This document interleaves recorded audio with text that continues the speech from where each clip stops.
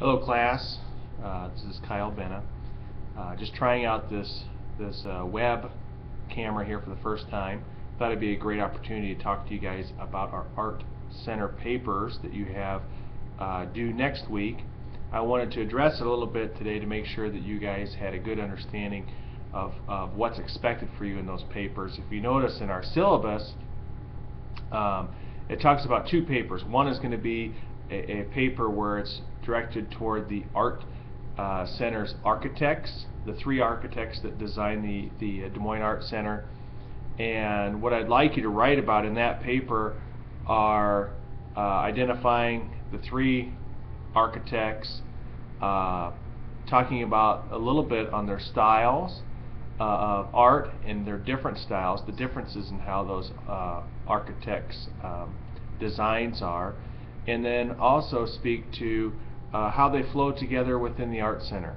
What do you think of the three architects' works of art within that Art Center, and how you think they flow from building to building? If you're close to the Des Moines area, a stop to the Art Center would be a fantastic thing to do. Then that way you can see it for yourself in real life, as far as the exterior flow you can see online. The interior flow you'd have a little better understanding if you could actually stop and see it there at the Art Center.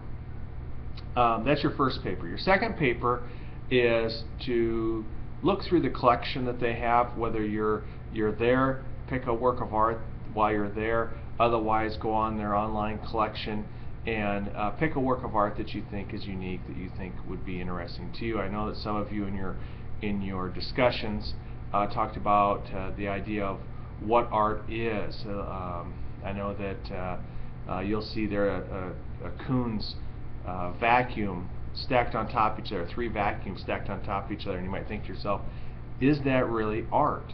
And why is that art? And you could challenge yourself to choose one of those to try to explain what you think art is or isn't. You could even explain why this shouldn't be in an art institution. But you want to pick a piece of work that speaks to you, that you think is interesting.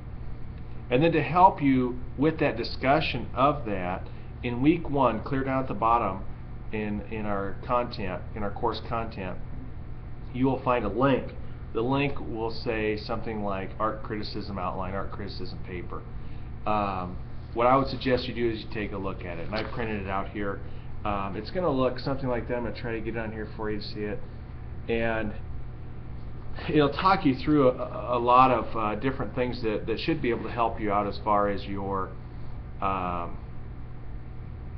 writing in critiquing or talking about this work of art. One of the things that you'll need to see is just the facts. And that's one of the first things that we talk about there, is just the facts. And that's where you're going to talk about the title, the artist name, what type of medium. Medium means like what kind of materials did they use to make it? Is it paint? Is it chalk? Is it drawing? Is it ceramics? Is it metals? And you could describe the size of the work, the dates of the work for the context of when it was done.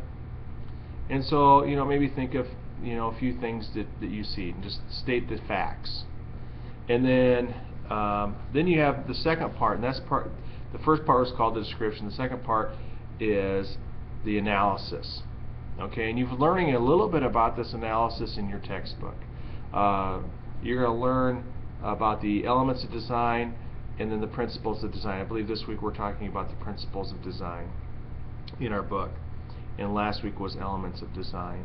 And within those elements and principles of design, you're going to find ways to talk about a work of art. So in your analysis, you're going to explain several of those elements and principles of designs.